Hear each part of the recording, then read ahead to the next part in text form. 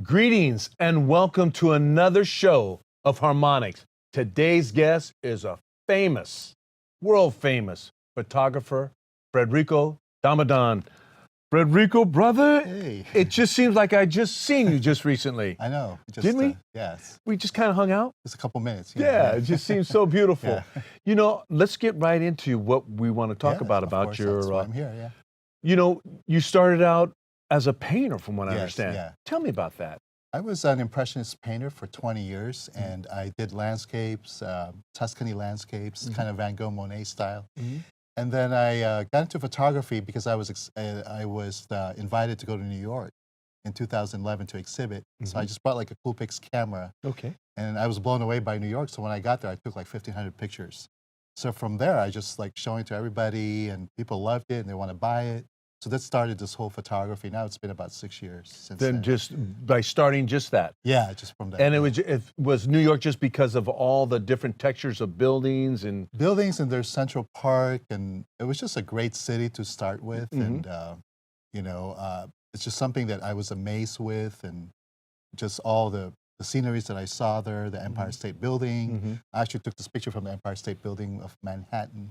So it's just things I've never seen before, and I was really blown away. So that inspired my photography.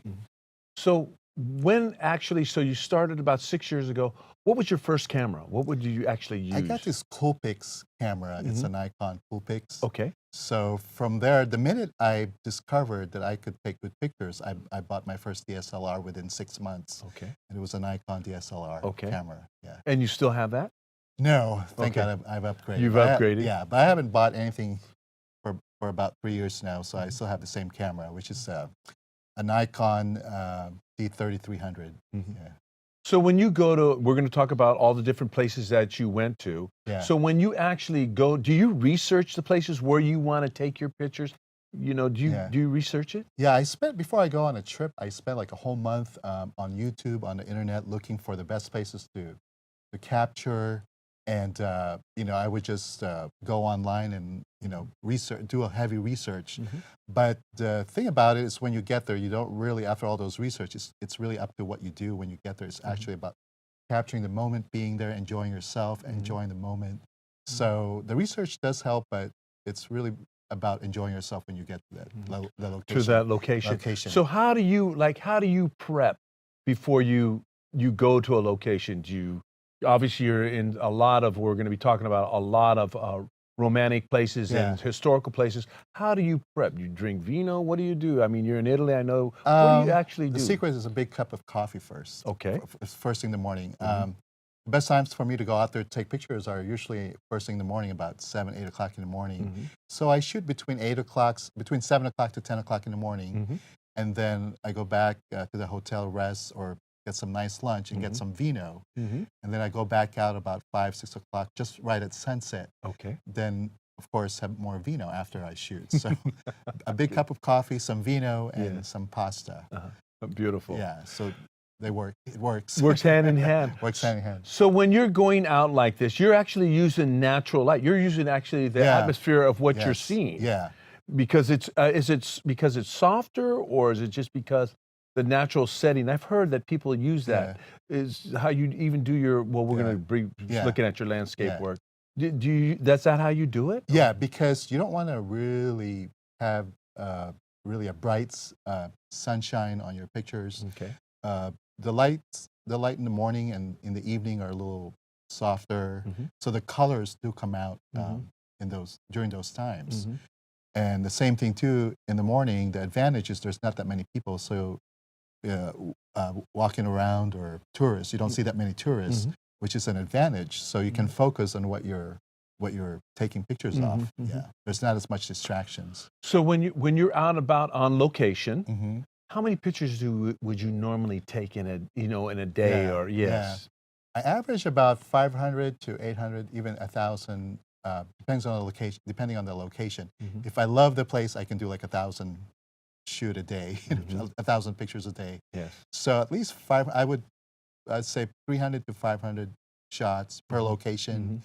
But throughout the day, at least 1,000. Yeah. So when you take those 500 shots or 1,000 shots in a day, do you actually look at them then, or do you wait till you come home and go into your studio or into your mindset? Do you look at any of Yeah, them right yeah. there? Great question. Mhm. I actually don't look at them until I get home. But Oh. when you're on the plane, on the way home, you're a little edgy. I mean, Mhm. anxious and Mhm. antsy Mhm. because, like, I can't wait to see my pictures. Mhm. So, yeah, I don't look at them on location because that's going to make me too hyper Mhm. or lose my focus on taking the Mhm. pictures. Mhm. But the minute I get home Mhm.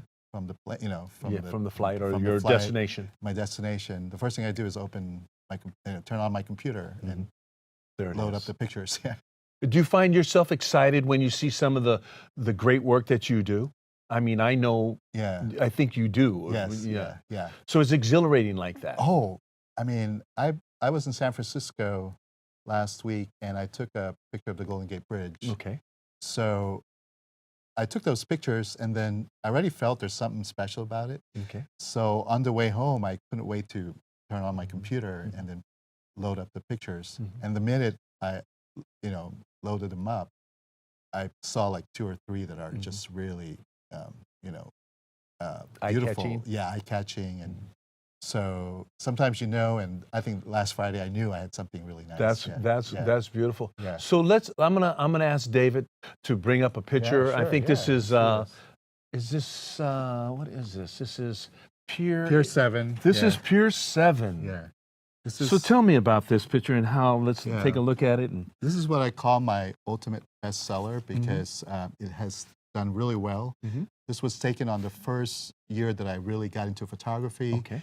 It was an Easter Sunday, and it just rained, and it was lunchtime, and there was nobody at the pier, so it was a good time for me to take pictures. Mhm. The clouds were really beautiful at that time, so it gave that foggy look because it just rained, and I was able to capture the sailboat and the bridge and the lampposts and the benches, Mhm. and it has been my number one This seller, one right here. and it's my bread and butter. Is that- So really proud of this picture. Oh, it's absolutely beautiful. Yeah, It yeah. actually it actually, if it looks like you could actually walk into the fog, Yeah. or have the Exactly. sailboat. I mean, I love the depthness because it's almost looks 3D. Yeah. In many Exactly, ways. yeah. Yeah. And what's interesting about this picture too, a lot of people would think it's from the first time they look at it, they would think it's Paris or New York or London, Mhm. and then they see the bridge and it's San Francisco. Yes. So that's what makes it special. Mhm. Yeah. So let's take a look at another one, and I really enjoy this one. And this reminds me of a very historic Yeah. picture of just a historic picture. It has all these beautiful colors. Yeah. It looks like Moorish in Moroccan, and it has all these. Tell me about this, and how So did you do this? This was taken from my first international travel, which was in 2012. My first trip Mhm. to Europe, which Okay. was Spain and Portugal. Mhm. And I had a friend that asked me to hike up the hill, and there's a palace. This was built in the 12th century. It's a really old palace. Mhm. And I saw this hallway. I took about 5 shots. Mhm. It's a beautiful hallway. As you can see, it's got Arabic and Moorish influence. Right.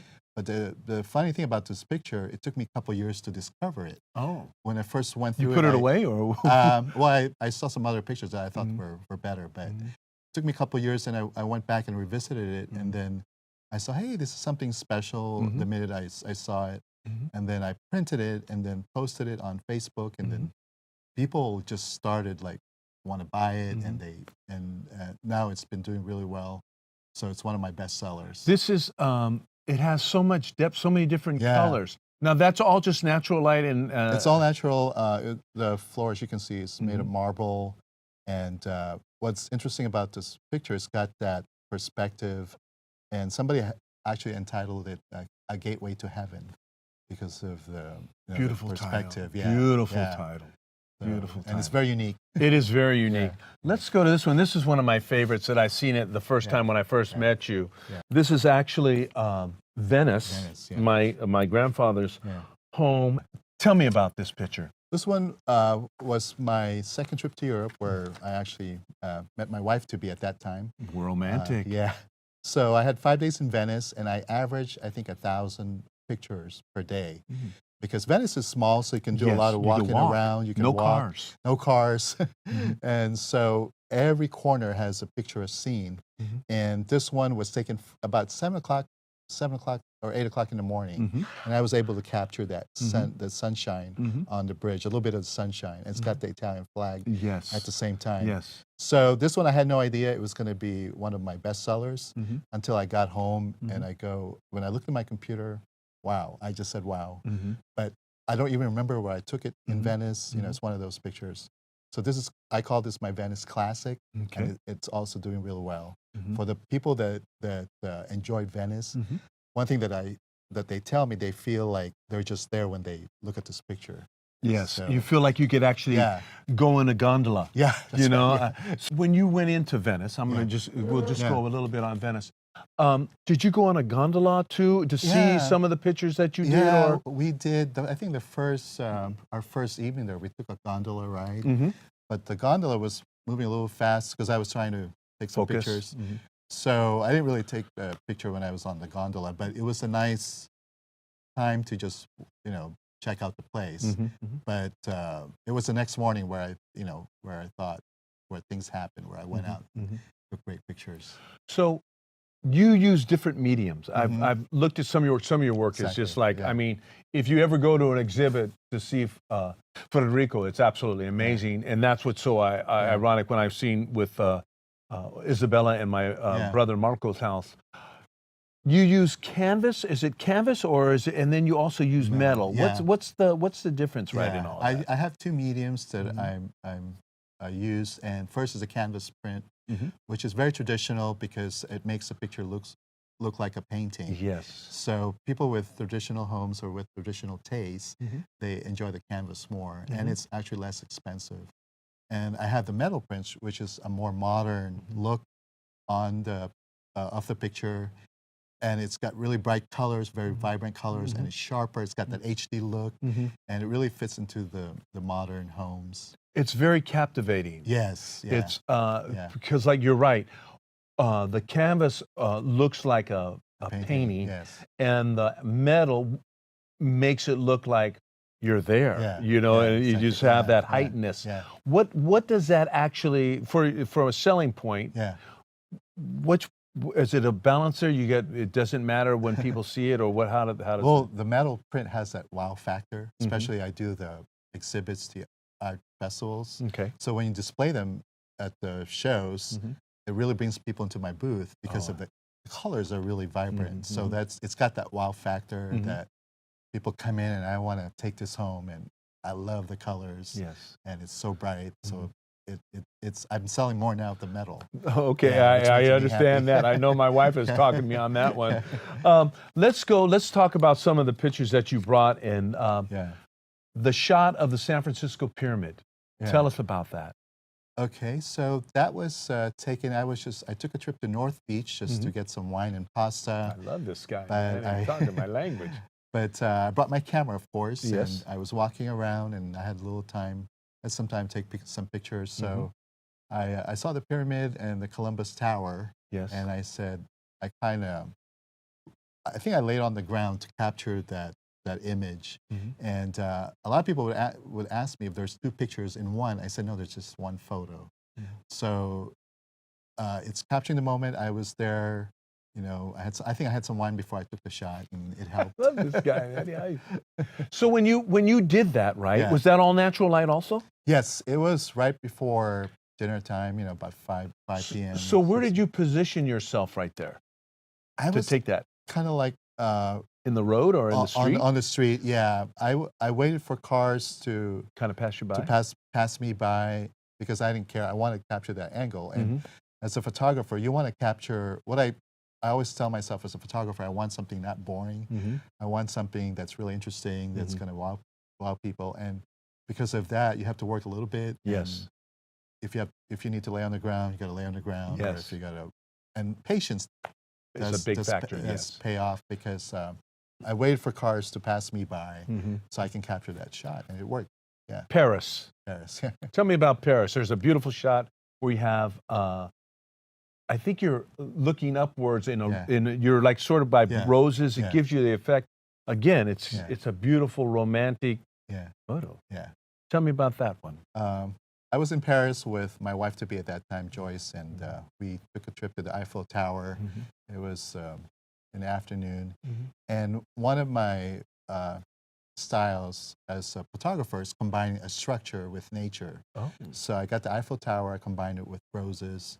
But I had to, I remember I had my knees on the ground when I took that picture so I can kind of, look at it upward. Yes. So, and it worked because the roses beautifully blended with the Eiffel Tower. Yes. So that's a real, it's Parisian look. Parisian look. Yes. And a lot of, actually, teenagers love this picture. Oh, I saw can it to see a lot that. of teenagers. And it has a nice pinkish feel, and then there's the Eiffel Tower right there. Yeah. The Philippines, when you were in the Philippine Islands, tell me about that picture. That picture, tell me about that picture. I was born in the Philippines and left the Philippines when I was like 16 years old, but never went back after 34 years.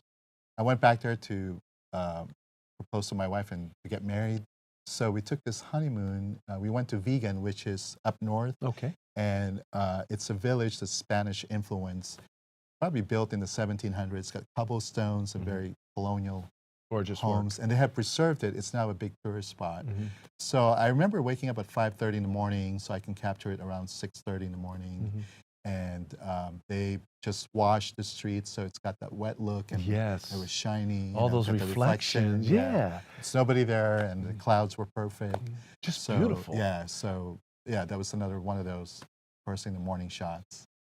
Let's talk about Italy. You have some very, there's this picture I seen of yours because I went to an exhibit over at Marco and Isabella's house. Tell me the one on the side of the mountain or the hill.